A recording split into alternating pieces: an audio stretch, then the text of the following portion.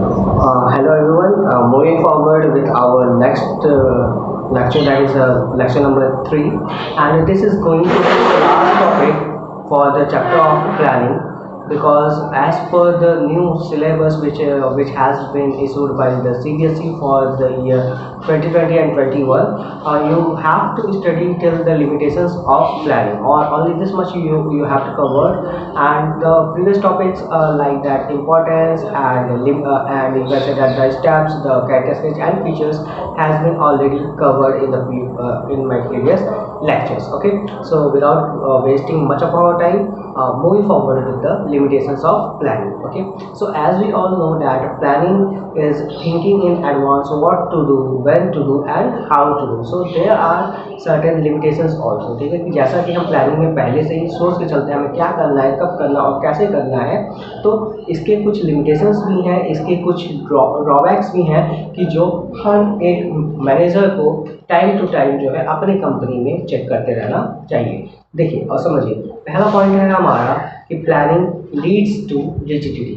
देखिए पहला पॉइंट है हमारा प्लानिंग लीड्स टू रिजिडिटी। ठीक है, देखिए अगर आपको पूरे पॉइंट्स को लर्न करने में डिफिकल्टी हो रही है तो आप केवल कीवर्ड से याद रखिए। ठीक है, जैसे कि पॉइंट 1 में कीवर्ड आपका क्या है, पॉइंट 1 में कीवर्ड है आपका रिजिडिटी।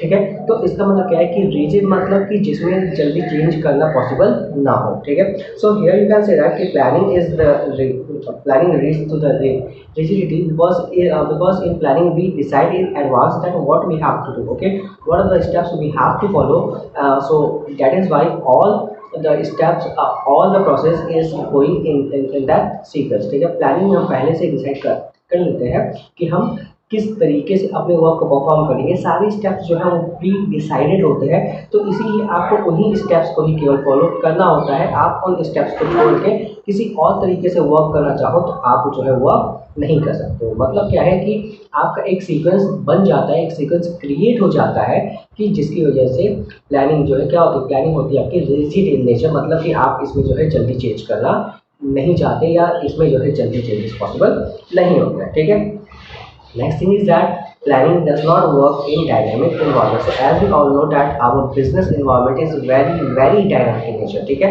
कब क्या चेंजेस आ जाए इसके बारे में जो है हमें कोई इन्फॉर्मेशन नहीं होती है, तो इसलिए जो है कि प्लानिंग कभी कभी हमारी डायनामिक एनवायरनमेंट में फेल भी हो सकती है। Planning may not work in dynamic environment. So as you can see that planning may not work in dynamic environment. So it means that for success of the every plan, every manager has to deal with the different factors of the business environment. ठीक है, अब जैसे कि आप suppose करिए कि आप अगर ये मान के चल रहे हैं कि आगे मार्केट में आपका जो प्रोडक्ट है उसकी डिमांड बहुत तेज़ी से बढ़ने वाली है, लेकिन अचानक से अगर मार्केट में लॉकडाउन हो जाए, जैसा कि हम समझ रहे हैं कि आजकल हमारे सिचुएशन जो है क्या है, वो यही है कि हमारा मार्केट कभी खुल रहा है, कभी हमारा मार्केट जो है ओपन नहीं हो रहा है। तो इसमें क्या हो रहा है, इसमें जो है जो मैनेजर्स हैं उनकी कोई भी प्लानिंग जो है वो वर्क नहीं कर रही है।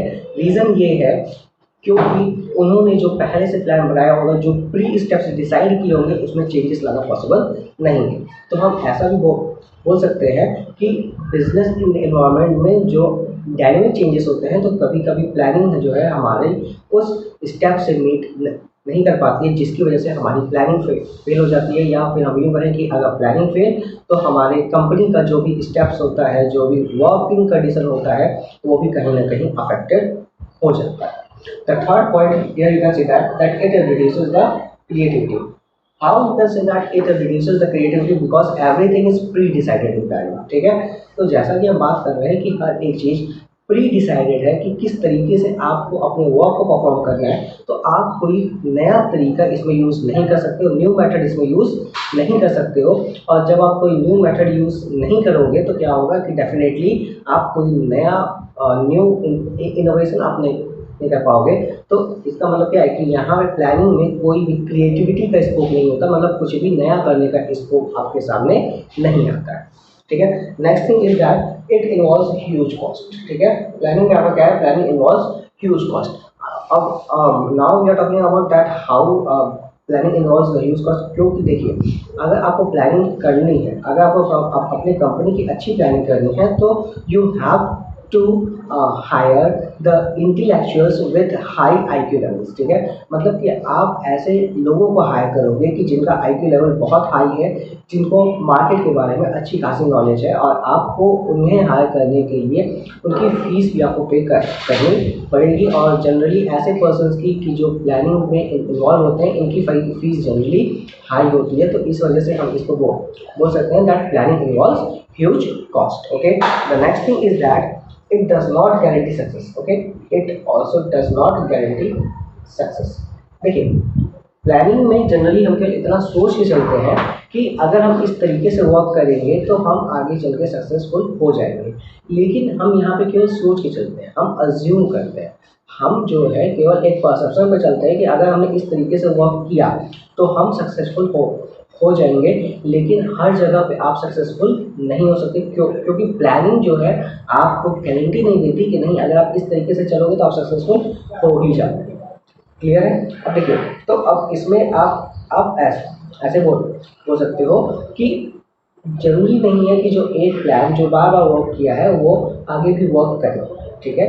इट माइट बी पॉसिबल, जैसे कि आप जो है एग्जांपल लीजिए, टेक्नोलॉजिकल चेंजेस की वजह से आज जो लेवल ऑफ एडवर्टाइजिंग है वो कम्प्लीटली क्या हुआ, वो कम्प्लीटली चेंज हो चुका है। पहले जो एडवर्टीजमेंट्स होते थे तो वो होते थे on newspaper, on pamphlets, on leaflets, but nowadays companies are more and more focusing over the internet advertising, okay, or you can say that web advertising. Why so?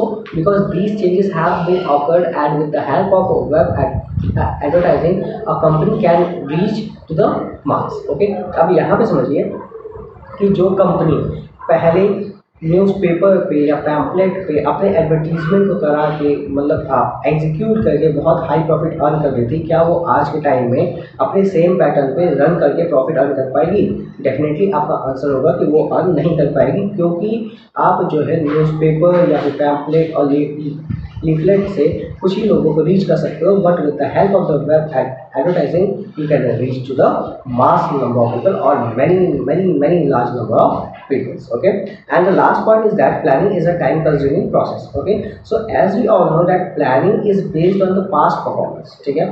Past performance मतलब कि पहले company में क्या होता था, पहले company ने कैसा परफॉर्म किया है, इन सब के बिहाफ पे हम क्या करते हैं, अपनी प्लानिंग को क्रिएट करते हैं। तो प्लानिंग करना भी इजी टास्क नहीं होता है। आपको क्या करना है कि आपको अपने हर एक पास्ट परफॉर्मेंस को क्या करना है, क्रिटिकली और डीपली एनालाइज करना है, बिना आप उसको डीप ऑब्जर्वेशन के you can't go and simply make a plan. Okay, मतलब आप यूं ही जाके कोई भी प्लान क्रिएट नहीं कर सकते हो। आपको जो है प्लान करने से पहले अपने कंपनी का पास्ट परफॉर्मेंस रीड करना बहुत ज़्यादा ज़रूरी होता है। So that is it is a time consuming process. Okay, और टाइम कंज्यूमिंग प्रोसेस हम ऐसे ही बोल सकते हैं कि हमारा पूरा फ्यूचर एक्शन इसी पे डिपेंड करता है। तो इसलिए हमको बहुत ज़्यादा केयरफुली जो है अपने प्लानिंग को एग्जीक्यूट करना चाहिए या प्लानिंग को करना चाहिए, ठीक है।